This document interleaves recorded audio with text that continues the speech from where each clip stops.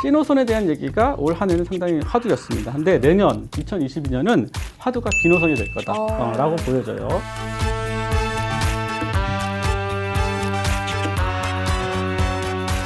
안녕하세요. 복덕방 기자들의 신수정입니다. 오늘은 철도망 계획과 관련해서 분석을 해보려고 하는데요. 도움 주실 표찬 하우에스테이트 대표님을 모셨습니다. 안녕하세요. 네, 안녕하세요. 네, 불러주셔서 감사합니다.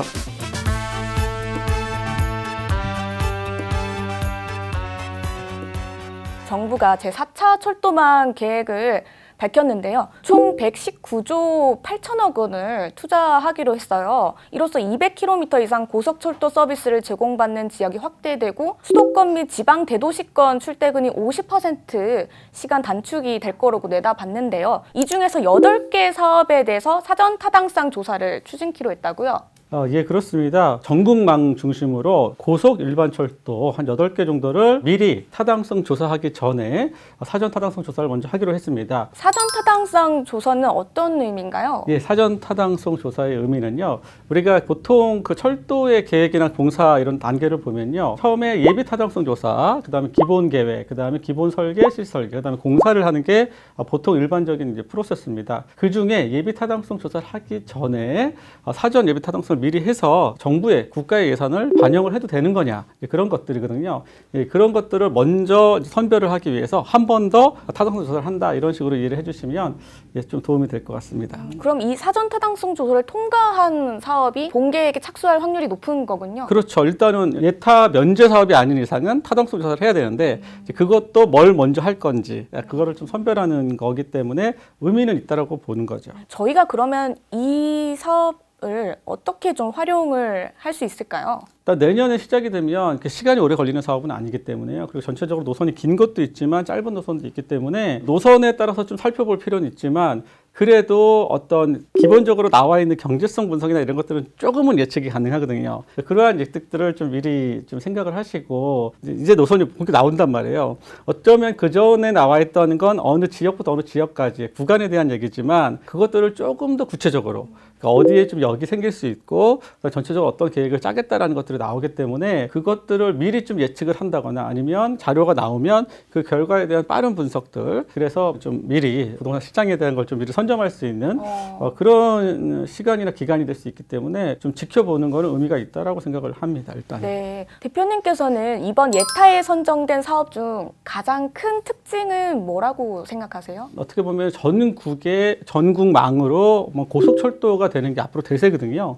우리가 4차 산업 나오고 막 전기차 나오는 것처럼 철도도 전 국토에 KTX가 이제 앞으로 가야 될 방향이란 말이에요. 그 방향에서 예전에는 부산하고 목포 쪽, 광주 목포 쪽으로 이어지는 큰 축만 있었다라면 앞으로는 그 안에 잔가지들이 많이 생긴다. 그러니까 이번 계획도 그 일환 중에 하나가 있다라는 부분하고, 어쩌면 기존의 철도망들이 남북축 연결이 많았습니다. 근데 이번에 철도망에 보면 동서축 연결에 대한 부분들이 또 있고, 또 원주에서 연결되는 연결선을 바라보면 그거는 좀 어떻게 보면 X차축, 그게 5차 국가 그 계획망상에 나와 있는 거거든요. 예, 국토개발 그 계획망상에 나와 있는 건데 그 중심에 오송역이 있습니다. 오송역에서 그 원주에서 강릉까지 이어지는 그 X축자 형태의 여러 노선 계획들, 이런 것들이 어떻게 보면 이번에 좀 특징이 아닌가 싶습니다. 어떤 구간 사업이 본 사업에 착수할 확률이 높다고 보시나요? 일단은 전체적인 예산이 적재가 않기 때문에 그러한 예산 중에서 뭔가 좀 경제성이 일단은 먼저 검토가 돼야 됩니다. 아니면은 어떻게 보면은 예타 면제 사업이 될 수도 있는데 지역 좀 낙후도, 그러니까 균형 발전 차원에서 좀 필요한 노선들이 있을 수 있거든요. 보통 저희가 광역철도다 도시철도다 하면은 경제성만으로 많이 분석을 합니다. 하지만 일반 철도는 왜냐하면 없는 지역, 낙후된 지역은 결국 수요라는 게 나올 수가 없잖아요. 그래서 그런 부분들을 결국 국가가 좀 낮을 테니까 여기도 좀 활성화되라, 이런 측면에서 노선을 좀 놓는 경향도 있습니다. 그래서 그런 부분들을 우선적으로 좀 봐주시면 되고, 아마 경제성이 우수하거나 이렇게 국가 균형 발전상 꼭 필요한 노선들이 우선적으로 착수될 가능성이 높다. 그리고 정치적인 이슈, 내년에 전쟁 대선과 지방선거가 있기 때문에 그런 정치적인 이슈 부분들도 공약을 했다거나 이런 부분들도 저는 어떤 노선에 영향을 줄 수 있다, 그렇게 보고 있습니다. 지금 이 예타 사업 중에서 연결선 부분도 눈에 띄는데요. 이건 어떤 의미인가요? 그 연결선이라는 것 자체에 역이 생기고 그런 건 아니거든요. 하지만 그로 인해서 그 앞뒤의 역에 그러한 열차가 다닐 수도 있다라는 부분. 아. 그러니까 어떻게 보면은 추가적인 그 역의 힘이 더 생긴다라는 부분을 좀 관점적으로 생각을 해주시면 됩니다. 연결선을 통해서 조금 더 역세권의 그 효과가 더 커지는 거네요. 그럼요. 그 짧은 구간이지만 어떻게 보면 지름길이기도 하고 새로운 길을 놔줄 수 있고 거기에 따른 열차가 가기 때문에 그런 부분들은 역이 생기지는 않거든요. 하지만 눈여겨봐야 될 그러한 사업이라고 보여지고 대표적으로 이번에 그 발표했던 그 사타 중에서 연결선이 두 가지가 있는데 그 첫 번째가 향남에서 경부고속도로 연결되는 구간입니다. 그래서 기존에 서울에서 올라왔다 광명으로 갔다가 내려가는 경부고속철도가 있는데 그 고속철도에서 서해선의 홍성역이라고 있어요. 네, 거기까지 연결되는 건데 그 중에 일부 향남 구간, 경전선 구간의 향남 구간 일부만 연결을 해주는 겁니다. 그 효과는 뭐냐면 예전에 그 서해선이 원래 서울로 들어오려고 했었어요. 네. 서울역까지 들어오려고 했었던 거고 신안선선을 타고 열차가 오려고 했던 건데 이제 그게 뭐 여러 가지 복잡한 이유 때문에 국토부가 불발을 시켰습니다. 그러니까 지역에서는 이제 불만이 너무 많은 거예요. 원래 서해선 목적이 서울로 들어가는 건 아니었냐. 근데 그렇게 못 가는 거에 대한 불만이 있다 보니까 그 불만들을 조금 잠재우기 위해서 그러면 대안을 검토하다가 KTX와 연결을 해달라라고 했던 겁니다.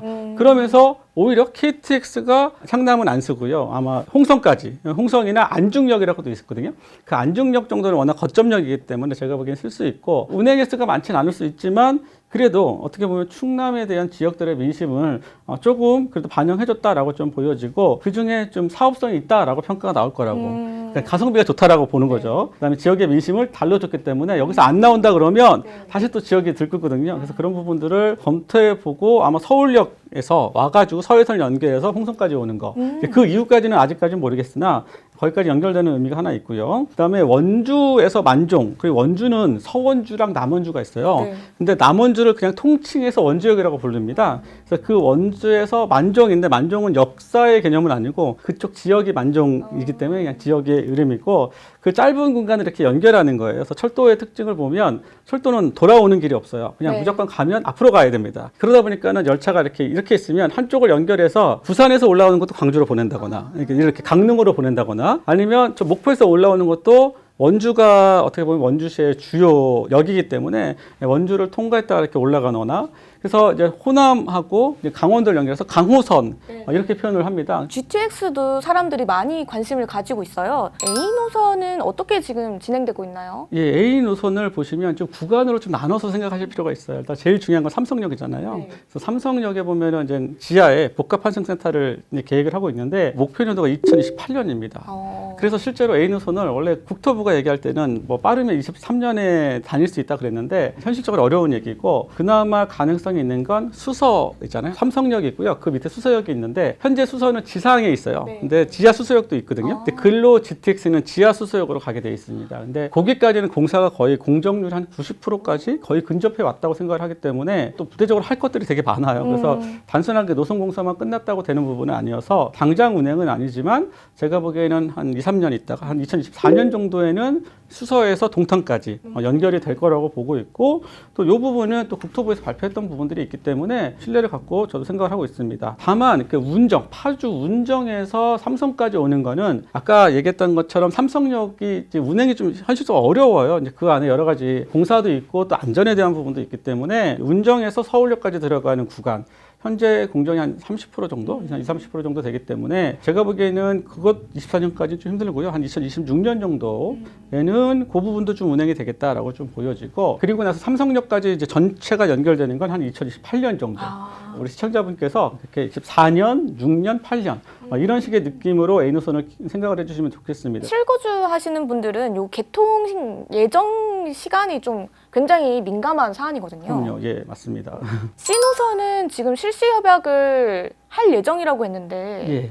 어떻게 진행이 되고 있나요? 원래 국토부는 6월 달에 현대건설 컨소시엄에서 우선 협상자가 선정이 됐고요. 그래서 12월 달에 실시 협약을 하려고 했었습니다. 네. 그래서 협상자가 선정이 됐다라고 해서 그게 끝이 아니고 실제로 어떻게 공사를 하겠다 서로 이렇게 사인을 하는 거, 그 다음에 하는 게 실시 설계입니다.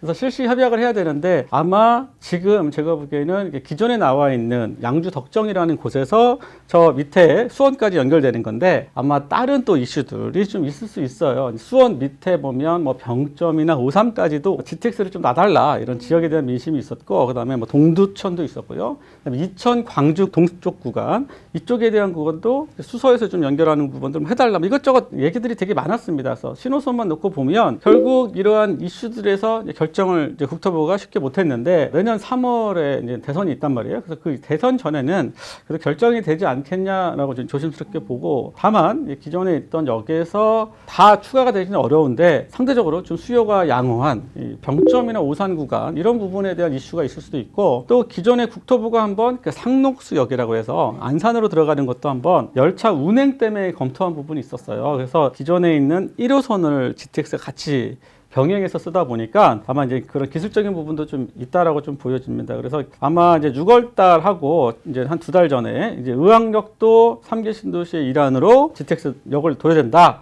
이런 식의 국토부 발표가 있었는데 앞으로도 추가적인 이슈들, 특히 뭐 병점이나 오산 또는 안산에 대한 부분이 아직 남아 있다라고 좀 보여지고, 그래서 일단 그러한 것들을 결정하기 전에 결국 이제 내년에 또 대통령이 또 바뀌고 아니면 전체적인 장관들도 바뀌고 하기 때문에 그 전에 신호선을 결정을 하지 않겠냐라고 좀 보여는 집니다. 비노선이랑 디노선도 이야기가 많았어요. 이거는 좀 어떻게 보세요? 올 한 해, 2021년 한 해는 GTX 신호선에 대한 얘기가 올 한 해는 상당히 화두였습니다. 근데 내년 2022년은 화두가 비노선이 될 거다라고 보여져요. 일단은 예산에 대한 반영, 그리고 국토부가 A, B, C 노선을 한꺼번에 같이 하고 싶어하는 이러한 의지들이 있었기 때문에 저는 그러한 의지들이 좀 나와줄 거라고 보여지고, 잠깐 노선에 대한 설명을 하면 현재까지 국토부의 입장은 노선이 워낙 길다 보니까 그 구간을 다 하지 않고요.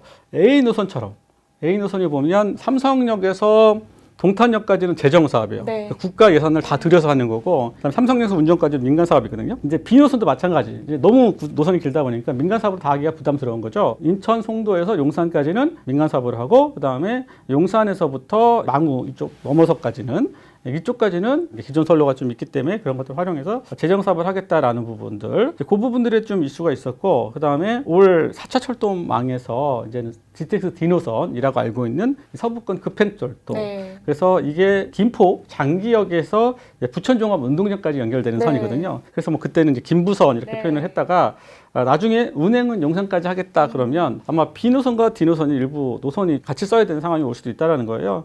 이러한 것들이 상당히 변수입니다. 이것 때문에 시간이 조금 더 끌어질 수도 있고, 만약에 그 변수는 변수대로 가고 그냥 B노선은 올해 어떻게 하든 하게 될 게 뭐냐면 우선협상자를 선정하기 위한 공고를 내는 부분이거든요. 그래서 공고 나오고 우선협상 선정하고 까지는 최소한 내년에 진행되지 않겠냐. 다만 선거가 있기 때문에 선거 이후로 진행될 가능성도 이건 좀 있다. 그래서 다음 차기 정부에서 아마 얘기가 되지 않겠냐라고 좀 보여지고요. 그 다음에 이거와 더불어서 아까 얘기했던 D노선 서부권 급행철도가 과연 김포에서 용산으로 끝날 거냐, 아니면 예전에 이제 검토했던 서울 통과를 할 거냐, 그 부분에 대한 또 얘기가 나올 수도 있기 때문에 아마 변수는 많지만 아마 많은 이슈들을 끌어낼 거다. 결국 이슈라는 게 시장에서는 가격으로 반영을 해주기 때문에 네. 아마 여러분께서 내년에는 좀 비노선만 집중해서 살펴보는 것도 좀 도움이 되지 않겠냐라고 생각을 합니다. 비수도권 광역철도망도 관심이 높은데요. 여기는 지금 어떻게 진행되고 있나요? 일단은 이번에 나온 거는 고속과 일반 열차에 대한 노선이 주로 나온 거고요. 아마 지난 9월 정도에 국토부에서 비수도권 광역철도망에 대한 얘기를 좀 한 게 있습니다. 5개 정도 노선을 발표했었고, 지역 거점별로 충청권, 전라권, 그다음에 경상도, 대구, 부산권, 그다음에 강원권 이렇게 크게 5개로 연결을 해서 발표를 했는데, 기존에 아무래도 수도권 중심에 보면 그래도 한 2,600만 정도의 인구 수요가 있단 말이에요. 전체적으로 인구만 보면. 하지만 그거에 비하면 지방 광역 단위에서는 인구가 그렇게 못 따라가 주기 때문에 실제적으로 광역철도나 이런 사업들이 잘 진행이 안 된 게 현실입니다. 네. 그래서 지역에서도 불만이 많았던 거죠. 그래서 그 불만들을 조금 해소하기 위해서 어떻게 보면은 이런 철도망에 대한 부분들의 재고, 그다음에 지역에 있는 수요에 대한 부분들, 이런 부분들을 고려해서 비수도권 광역철도망에 대한 것도 사퇴를 하겠다라고 같이 한두 달 전에 발표를 했다라고 생각을 해주시면 되고, 오히려 지역에 있는 일반 철도보다는 광역 단위잖아요. 네. 적지 않은 인구란 말이에요. 못해도 뭐 150만, 250만, 350만, 그다음에 주변에 있는 다른 도시와의 연결이기 때문에 그 수요가 결코 적지 않습니다. 그래서 어떤 수요에 대한 철도망 연결을 좀 저희가 한번 생각을 해보셔야 되고, 또 그 철도망이 기존에 무궁화호는 일반 열차여서 우리가 이제 요금을 따로따로 냈어야 되고 운행도 자주 안 했어요. 네. 근데 이게 광역철도망이 되면서 아무래도 요금도 좀 저렴해지고 또 보통 환승 체계도 연결이 되고 다른 버스와 그런 식의 좀 연결 가능성이 있기 때문에 아마 광역시단이 주변에 있는 인근 도시들이 효과가 좀 있을 수 있다.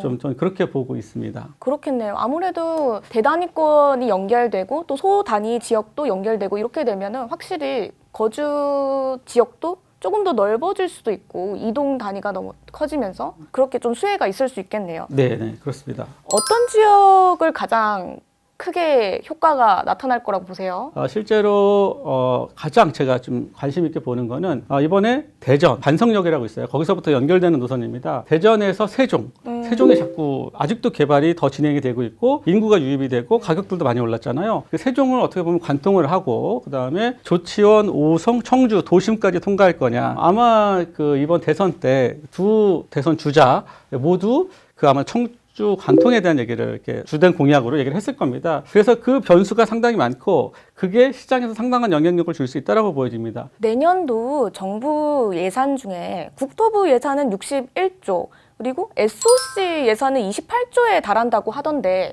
철도 예산은 얼마 정도 되나요? 종합적으로 판단하면 금액에 대한 건 좀 계산하기에 따라 달라지는데 일단은 국토부에서 이제 건설 예산만 놓고 보면 내년은 한 5조 3천억 정도 예상을 하고 있고요. 그 예산에 대한 것들이 다 나와 있습니다. 그래서 어떠한 사업들의 어떠한 공사비 또는 어떤 설계비 이런 것들로 예산을 이제 분배할 거냐에 대한 부분들이 나와 있기 때문에 저희가 이제 이러한 예산들을 통해서 내년의 사업들은 여기가 착공을 하겠구나, 공사를 시작할 수 있겠구나. 아니면 여기에 설계가 진행되겠구나 이런 것들을 조금 더 디테일하게 볼 수 있다는 부분이고 물론 그 예산이라고 해서 모두 다 집행하는 건 아닙니다. 하지만 그래도 예산을 확보해 놓고 하는 거와 그렇지 않은 건 좀 차이가 있기 때문에 우리가 매년 12월 이맘때는 내년 예산을 좀 생각해 보고 이런 것들을 좀 미리 준비하는 것도 저는 방법이라고 보여집니다. 그러면 철도 예산 중에서 어떤 부분을 저희가 좀 눈여겨봐야 될까요? 이번에 새롭게 등장한 사업들이 몇 개 있습니다. 그 부분을 여러분들이 좀 주목하실 필요가 있는데 일단은 춘천에서 속초까지 이어지는 단선철도라 아쉽긴 하지만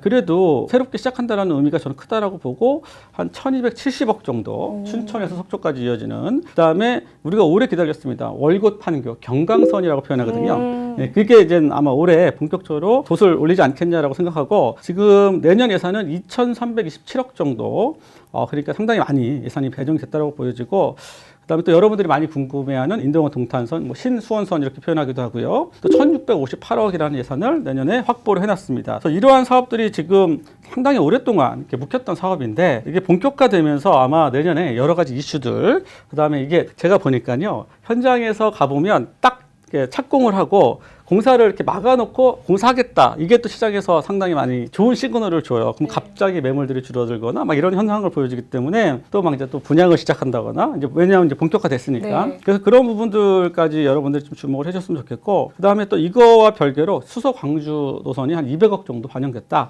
그러면 이게 어떻게 보면 본설계에 들어가는 정도다라고 생각을 해주시면 좋을 것 같고 그 다음에 남부 내륙철도라고 해서 김천에서 좀 여수까지 이어지는 김포에서 거제까지 이어지는 곳입니다. 예. 거제까지 이어지는 철로 그게 한 540억 정도가 갑자기 좀 반영이 됐고 나머지는 이제 군데군데 그다음에 그동안 했던 사업들 연장해서 진행을 한 거고요. 앞으로 10년은요. 제가 보기에는 철도 르네상스입니다. 지하철 르네상스. 왜냐하면 그동안 하려고 했던 부분들이 내년에 막 쏟아지기 시작해요. 그래서 정말 철도 부분이 상당히 내년부터 더 이슈를 받을 거다. 올해도 이슈를 많이 받았지만 올해는 어떻게 보면 GTX나 이런 중심의 이슈였다면 내년에 전 광역 단위의 이슈들이 많이 생길 거다라고 보여지고 네, 이렇게 오늘 표찬 하우에스테이트 대표님과 함께 철도망 사업과 내년도 예산 자세히 알아봤는데요. 오늘 영상이 구독자분께 많은 도움이 되시길 바랍니다. 시청해주셔서 감사합니다. 네, 감사합니다.